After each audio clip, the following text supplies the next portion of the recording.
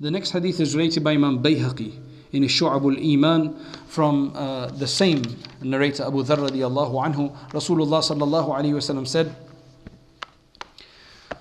this is a further general benefit. You see, first we had the benefit that we mentioned from Imam Ghazali of hunger, of eating less. This one is of indulging less in the dunya. What is the benefit of it? And this is directly from Rasulullah sallallahu alaihi wasallam.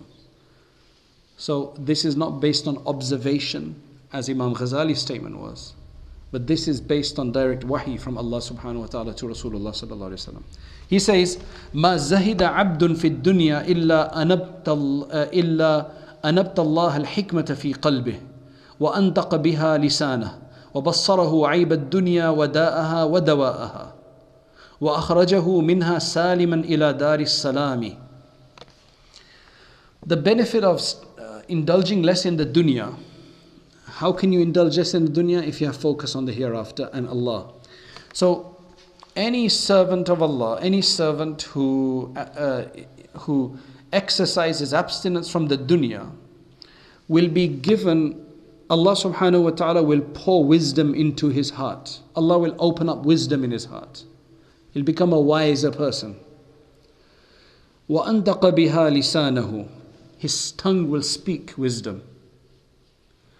And Allah will make him insightful to the defect of the dunya, to the defects of the dunya and to its cures. So he will know what to abstain from, he will know what to do to remain healthy in this dunya. So it's almost like as if the solution to our love of the world is to just start pushing ourselves away from it. And that will make us even more and more. So Allah wants us to start. What I can glean from this hadith is that Allah wants us to take the first step. Once you take the first step and start moving away from the dunya, less love, by giving away in sadaqah, by being less greedy and so on, then Allah will start to open up the defects of the dunya and He'll start to give us the cures. And thus we'll become even just better at that. But we must take the first step. That's the way I understand. Allah knows best. And eventually He says, and then finally Allah will take the person from this world in a secure, safe way to the abode of safety and peace, which is the hereafter. Ila daris salam. That is the benefit. That is the benefit from it.